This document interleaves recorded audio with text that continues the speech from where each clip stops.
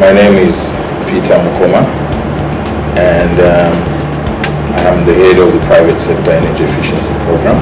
The program started in 2013 when we got funding from the UK government through their Department for International Development, DFID.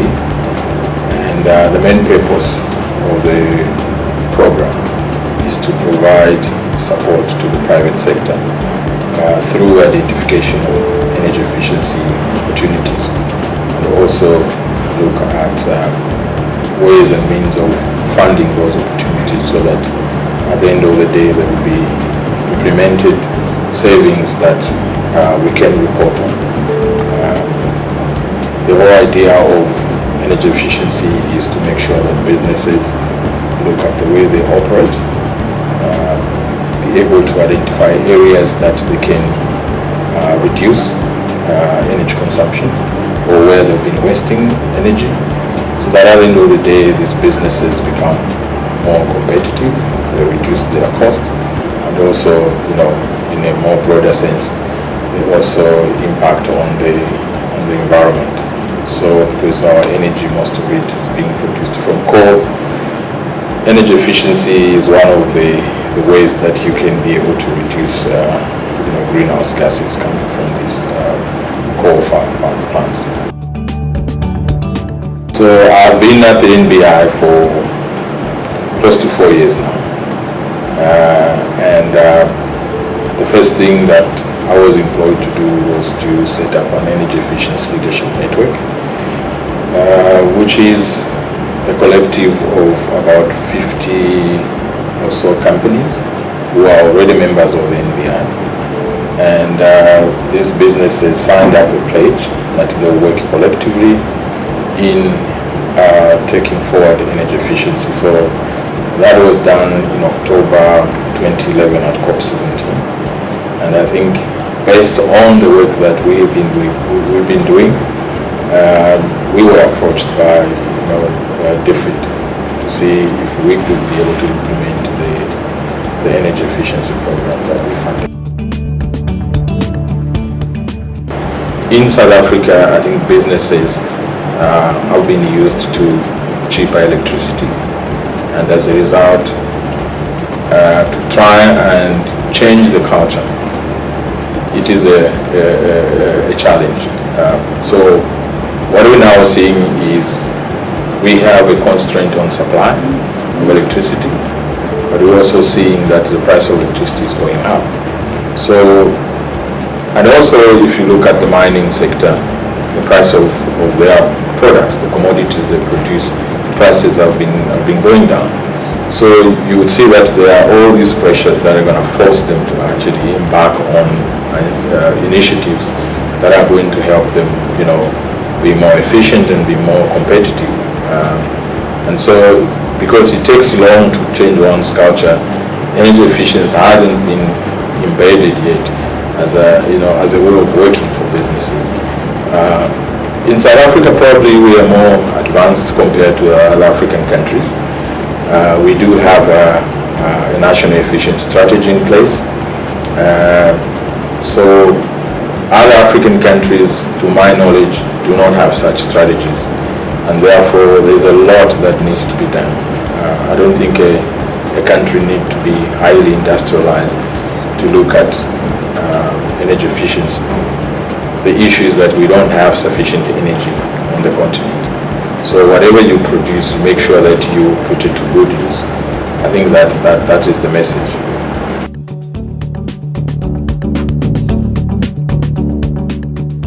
To some people, they think this is being forced on them. And when something is being forced on you, then you don't respond very positively to it.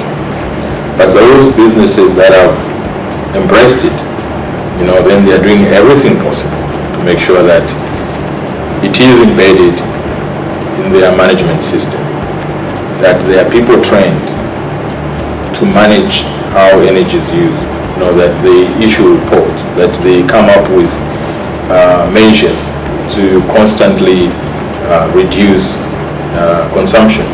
So the challenge is, first of all, I think the price of electricity has been one of those. So one of the challenges is that people have always thought investing in energy efficiency is not very profitable.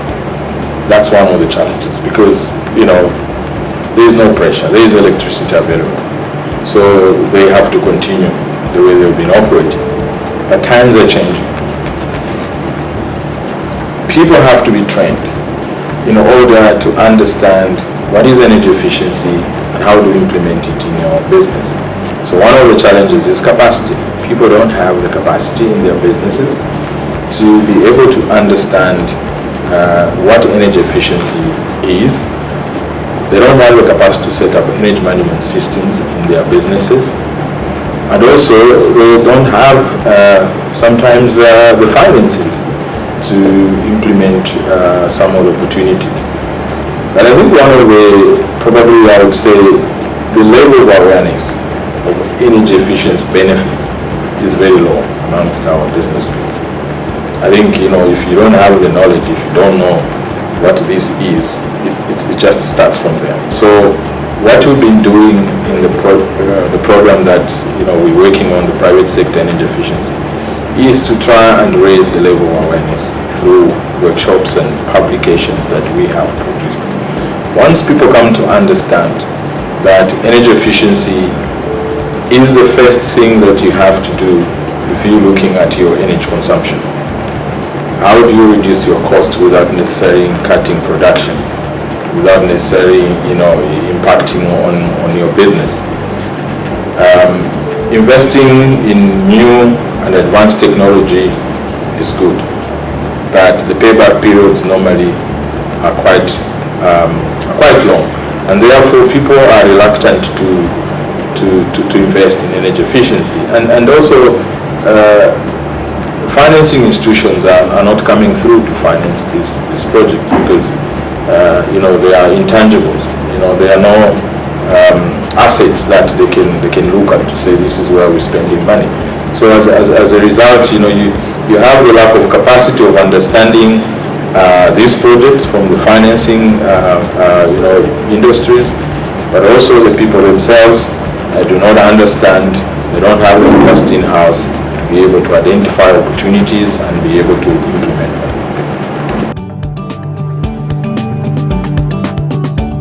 I think energy efficiency should be a way of running any business, because what it does is it allows you from the very onset to be able to set yourself some parameters to say, for every product that I produce, I'm going to use so much energy. The moment you start going out of that, you should be able to control whatever is causing that deviation, and therefore energy efficiency comes in as a tool to help you manage your costs. If you look at the mining sector, which is highly energy intensive, their cost, when it comes to energy, makes up somewhere between 20 and 40% of a mining operation. And therefore, if their cost of the commodities they're producing is going down, the cost of electricity or energy in general is going up, which means that their bottom line is being eroded. It's just a matter of time before they go out of business, because they will not be making profits. So if they have to institute measures that are going to allow them to continue operating and reduce their costs, one way of doing that is looking at the way they use energy. There might be a way of looking at alternative energy resources, but before you go there, you need to be able to do an investigation of all the processes that you're running, understand how you're using energy, where you're wasting energy, come up with a plan, and then try and implement those measures. So some of them might require you to invest money in new technologies. Others are just tightening up on your maintenance. Others will just be operational changes that you have to make. where people operate equipment differently, or they start doing things at different times. All those kind of measures would really impact on the amount of energy that you're consuming in a business.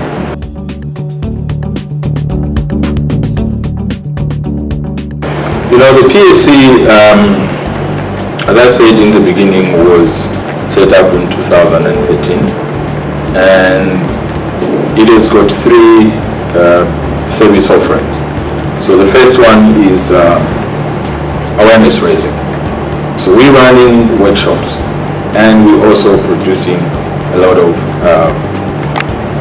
booklets online to try and raise the level of awareness. So if a business wants to have in-house an energy efficiency awareness campaign, we do have a booklet that will take them through the various steps of setting up an energy efficiency awareness campaign. So it starts from there. And then we have site surveys that we are offering to medium-sized businesses, and these are fully funded by the program.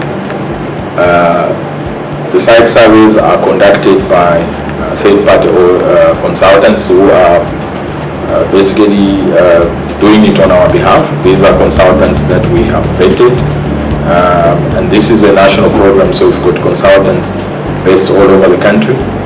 And so we are providing somewhere between 4 and 10 days of free energy audits to medium-sized businesses. And the way we have categorized the size of businesses, we're looking at energy spend. Small businesses are businesses with an energy spend less than 750,000 per annum. And the medium-sized businesses are those businesses consuming between, above 750,000 per annum, but below 45 million. And then the large businesses are those consuming about 45 million per annum. And we're not just looking at electricity, we're looking at diesel, coal, all forms of energy are included. And so for the medium-sized businesses, we send in a consultant who's going to look at how the business operates, sets a baseline to say this is how you're operating.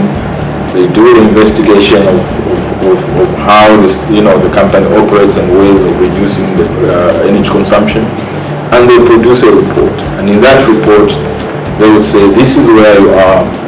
You got potential to reduce the energy efficiency in the following areas. It's going to cost you this much, payback period this much, and you're going to have a 10-15% reduction in your total energy consumption. And that report is left to the client, and we do follow up later on to see if there is any implementation that is going on. If there is a problem and they indicate that they need further help, we've got follow-up support services that we are offering, and that follow-up support services would come again through consultancy, where we send a consultant to look at funding options for the identified opportunities. And sometimes a business might have money internally, they don't want to borrow, but maybe the energy manager is struggling to put together a business case that will be approved by his bosses. So we're sending a consultant to try and do that for them. And sometimes also a business might want to have a measurement and verification plan in place, which allows them to either participate in some of the funding models where they pay through the savings that are achieved. So you need to have a proper baseline that says this is where I'm starting from, and maybe a year later this is where I'm going to end up, and they have to be a plan of what are you measuring and what are you how are you measuring that, and therefore we'll be able to come in and offer that measurement and verification support. And also there might be a company that says I need a more detailed technical advice in very complex systems. So we'll be able to send in a consultant to do that. And that's for the medium-sized businesses. Now for the larger businesses, and the mining sector falls, most of them fall under mining, under the larger business category. we're offering a more customized energy management, strategic energy management service offering, which allows businesses to say, look, I don't have a baseline. In other ways, I don't understand my energy consumption. And that is the starting point. So we're sending a consultant that's going to look at the bills, analyze them, and create a baseline for them. The other thing is that large company might say, I don't have an energy policy, and I need an energy management strategy in place. We will be able to get a consultant to work with them to come up with an energy policy, a strategy, and also we'll send in consultants that are going to do audits and come up with opportunities that together, makes an energy management strategy with a plan and various activities that are then going to be implemented over a period of time. And so that offering is being done on a shared cost basis. The program is paying 60% to the consultants, and the larger company then puts in 40%. And so far, we've been able to sign up about 31 large companies. It has been quite a long journey. You do understand large companies are very complex the way they are structured, and some of them might not have their head offices here in South Africa. So whenever you present a contract to be signed, it has to be sent to the head office lawyers in Sydney or in London or wherever, and it takes long.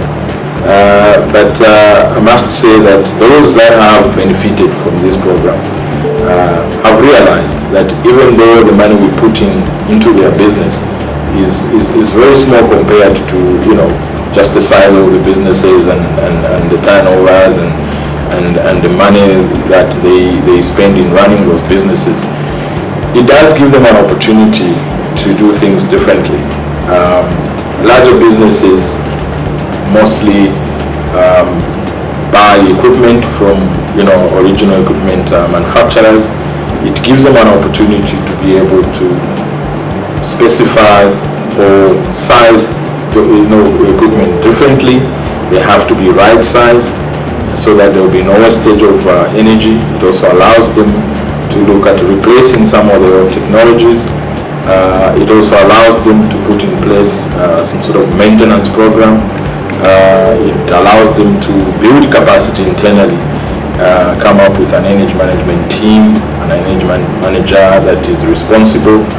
And so collectively, I think, once we assess the impact of the program on these 31 large companies, I think we're going to see that we've really moved them from where they were at the beginning of the program.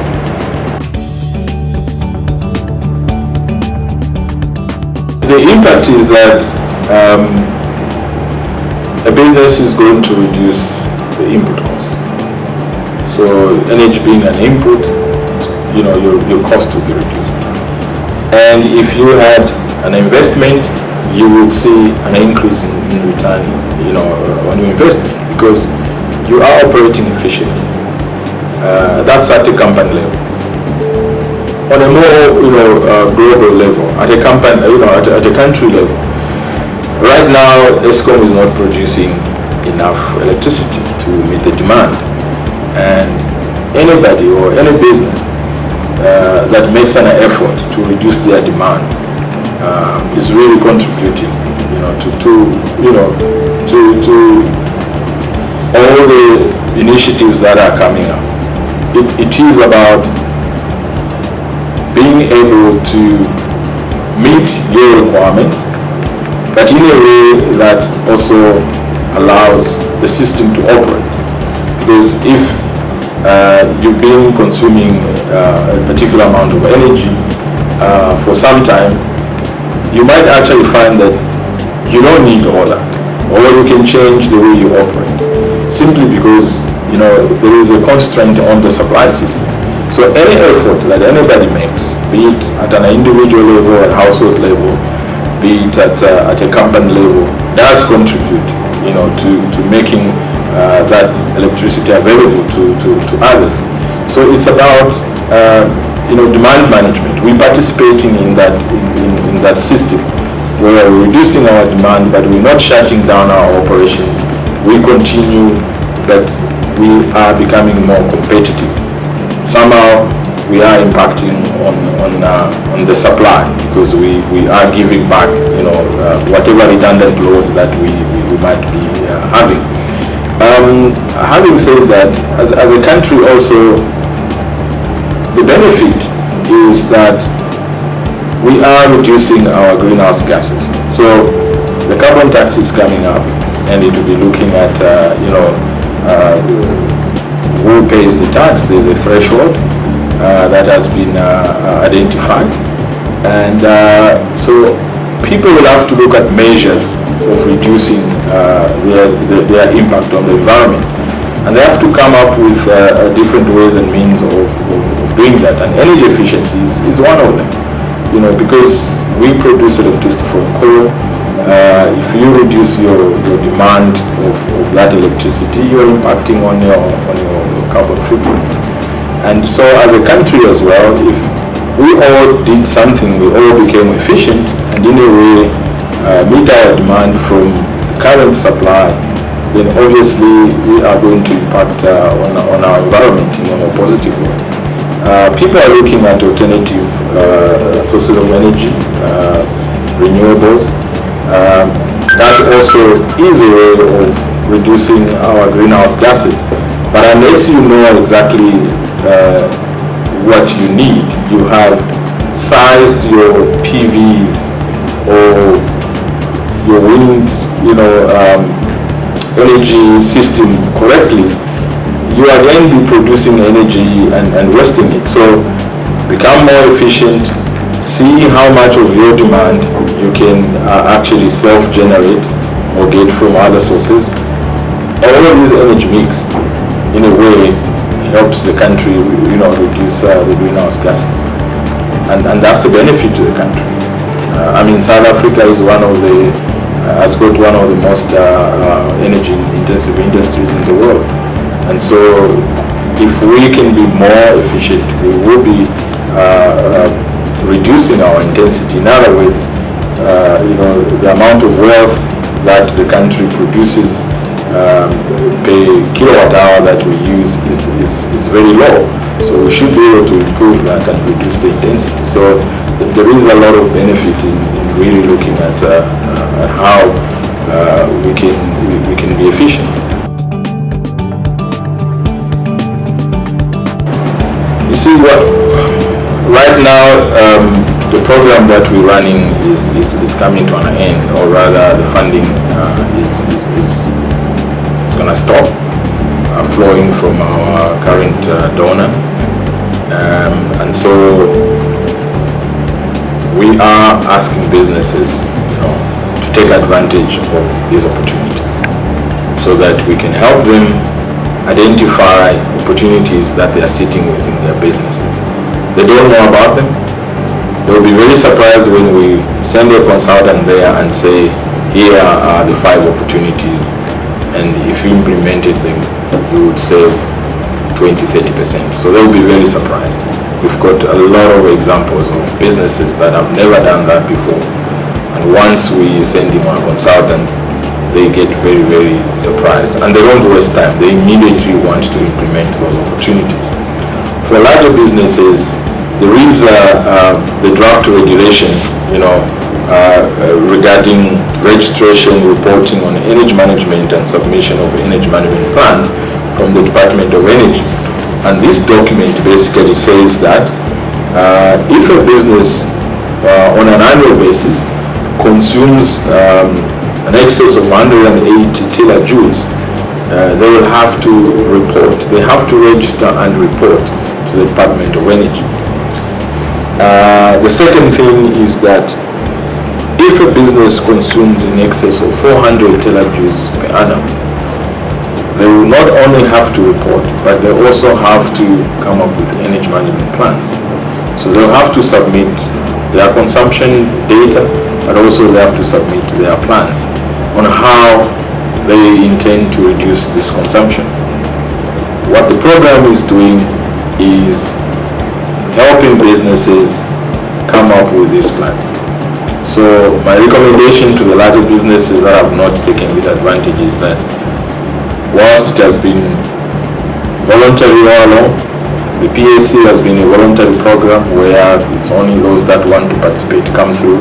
It's now going to be mandatory to submit certain documents to the Department of Energy, and they should take advantage of the program before funding runs out at the end of November.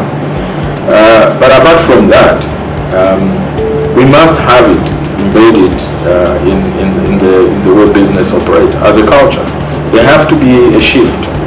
There have to be a change in the way we look at energy. It's a resource, and we can't afford to be wasting it, because it's becoming more expensive to access, and it's also becoming very scarce in a way. Then it means when we have access to it, we must make sure that we put it to good use, and that will allow our economy to grow. Right now, I think the energy supply has become a constraint on growth of the economy, and this is something that every business needs to do, and there are ways of doing it. I think a lot of people have become aware, and they can contact us. We can provide details of the PSC. There are other programs within the country also that are looking at energy management system implementation that they can also contact. And therefore, that's my recommendation. The price of energy is going up. It's not going to come down. Yesterday, ESCOM, there was a public hearing where the National Energy Regulator was listening to submission on the request that ESCOM has made to them to have the price increase of about 12.6 or 0.7. We could be able to check that. But it simply shows that, and they want that increase by next month. So it means within a year, because the last increase was in April. So within a year, you're going to have a increase that has gone up by more than 20%. And that's going to impact the cost of running businesses. Therefore, every initiative that every business can take to reduce that cost, it is in their hands to do that. And we are here to provide